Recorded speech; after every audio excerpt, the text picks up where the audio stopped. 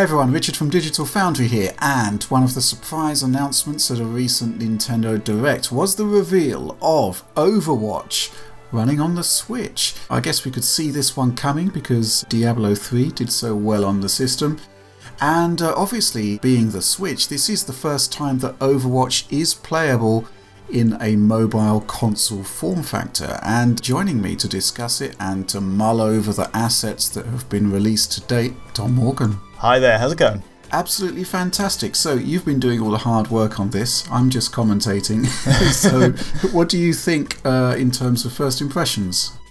Yeah, so it was sort of front loaded on that Nintendo Direct, and my gut reaction really was, wow, I mean, we knew it was coming, but I'm surprised it took this long almost, because obviously we had the excellent Diablo 3 ports, the Ultimate Edition, which came out not so long ago, I think within the last year, and it was really well handled. I think it was by developer Iron Galaxy.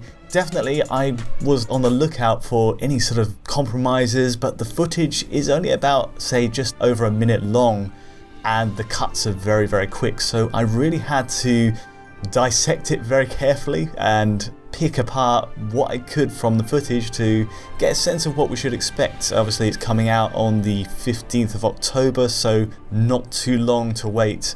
But yeah, I don't know what you made of it when you first saw it, Rich. Well, you know, a lot of people have been playing Overwatch on pretty low-spec PCs for a while, so, you know, I think it's a pretty viable target, the Switch, for this particular game. More than that, obviously, and we'll talk about this quite a lot, I suspect, a bit later, Paladins is already out on the Switch, and it's a really impressive port, so, you know, I think they've actually got a lot to live up to here.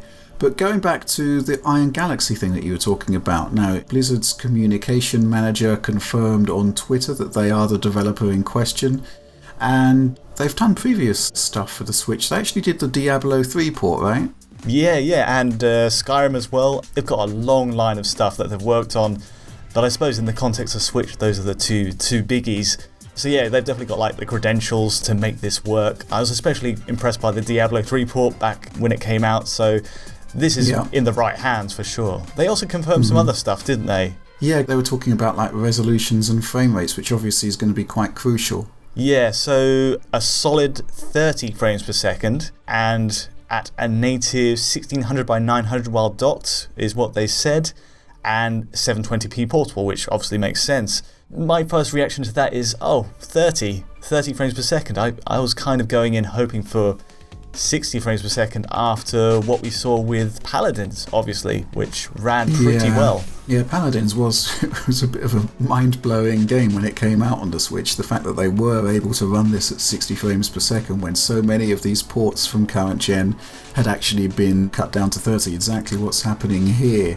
That's kind of like a bit of a curious one. Now, in terms of frame rate analysis, we did run the trailer through the tool, the issue being that it's only a 30 frames per second video asset, so if there were any drops, they would either be invisible or the impact would be doubled. But as things stand, looking at your clip here, it looks as though it's just locked throughout that entire minute of footage. Yeah, but it's pretty one note really, isn't it? It's good news, I suppose. I guess Blizzard and Iron Galaxy have been really conservative and they just really wanted that perfect lock at 30 without... Maybe they gave it a road test. I'm sure they did give it a road test at 60 and possibly they saw too many dips to make it palatable. My other thought is that they've got to factor in the portable side where the GPU clocks will be lowered, and if there were drops while docked, then they'd obviously have to... Well, they can't have two states of play running online with different frame rates. It wouldn't necessarily be fair, so maybe they just decided it'd be better for everyone just to have it locked at 30.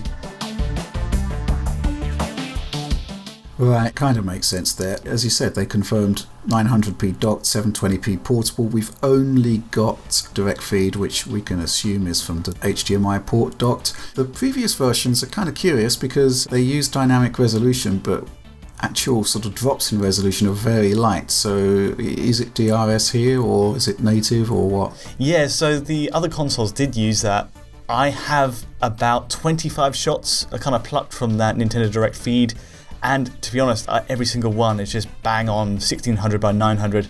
not a single drop, even in the really heavily contested maps where you can see a lot of characters on screen, Route 66, and even where you see scenes with the ultimate abilities. Those are the usual culprits where you'd see a drop in the other versions, and there's no sign of DRS here. So that is pretty good, and it suggests to me, there's a decent performance overhead that's perhaps been kind of hidden by the 30 FPS cap.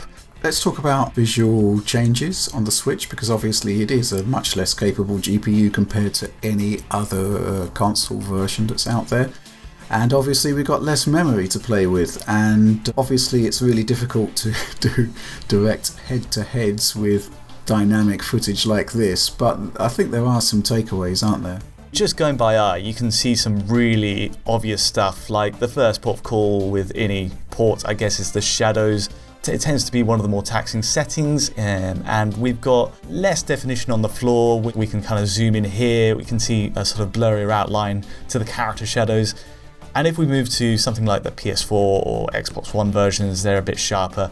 Just going by eye, at least from the start.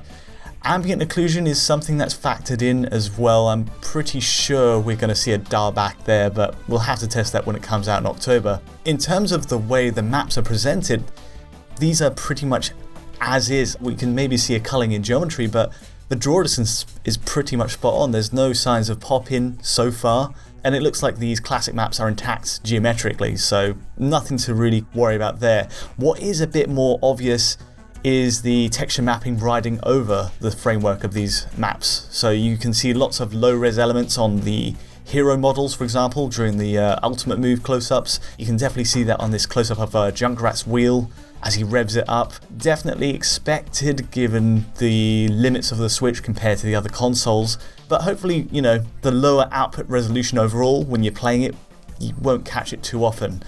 On top of that, texture filtering, I'm willing to bet that'll take a hit as well. We've seen it in so many Switch titles, but again, not a huge issue when you're seeing it through a lower res window overall.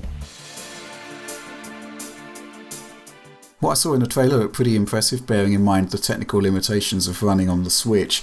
But I think what excites me more is what we didn't see, which is the mobile play. And if it is 720p locked, similar to the way it's 900p docked, that would be quite impressive. And, being able to play Overwatch on the go, obviously, that would be a sort of exclusive in terms of console term. Yeah, absolutely.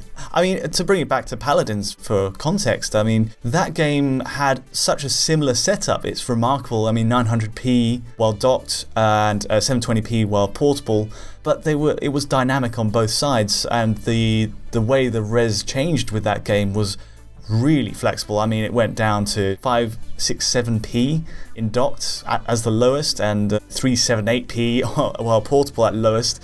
It kind of settled in between, but that just kind of puts into perspective what Overwatch is doing here, which is kind of prioritizing, it seems anyway, the visual fidelity over pushing for a higher refresh. Looking back at Diablo 3, they went kind of the Paladins route. They had a very flexible resolution, docked or portable on Switch, and that kind of kept the performance in check when targeting 60. Obviously there was the Nephilim Rift stuff, the really late game content which buckled performance quite dramatically, but on balance I thought it was really well handled, and I don't think anyone was really disappointed with how it turned out. It was almost inevitable that it would take a hit with all the effects going on screen.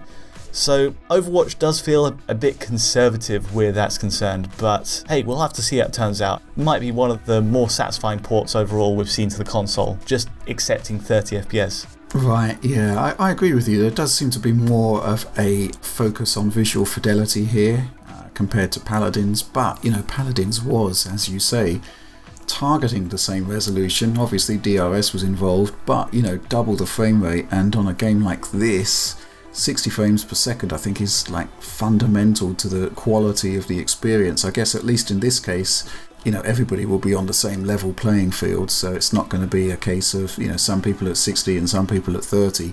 But regardless, I think the arrival of Overwatch is probably going to bring a renewed focus to Paladins, because the games are fundamentally very, very similar, and they're taking two very different approaches here, and I'm actually really interested to see how they both stack up head to head when we're actually hands-on with the code. So I guess the number one concern I have with this port, beyond the frame rate stuff, is actually the fact that the Switch's Wi-Fi isn't particularly good, and obviously mobile play is the key draw of this one. Yeah, well, I mean, we've seen it in so many games like Fortnite, and there's plenty of games where you can see kind of a stutter. I know download speeds are an issue with the Wi-Fi, and obviously you've got the option of USB to Ethernet adapter while docked, but yeah, it's a shame that there's no real workaround with the way the Switch is, the hardware is right now. I think just that Wi-Fi module inside the Switch might be in the focus for an upgrade. It really needs it in a future revision. Yeah, right. So any further points to make on this before we wrap this up? Just that I'm really pleased it's coming out at all. We've seen so many big releases on other consoles which we presumed would never make the grade on Switch, given the huge gap in GPU power between them, like The Witcher 3 being a very recent example. Like the Impossible port was made possible through very smart engineering and cutting the right corners, working around the limits of the console and picking the right battles. And, you know, Iron Galaxy clearly know the system. They've worked with Skyrim and Diablo 3, so I've got high hopes for this one for sure. Okay, well, good stuff. I guess we're going to wrap this one up now. Overwatch on the Switch is coming out on October the 15th, so stick around and we'll have video on that closer to the time. But that's all from us for now. Please do like and subscribe if you enjoyed the video. Ring the bell, of course, for instant notifications whenever a new Digital Foundry video drops. But that's all from us for now. Thanks for watching.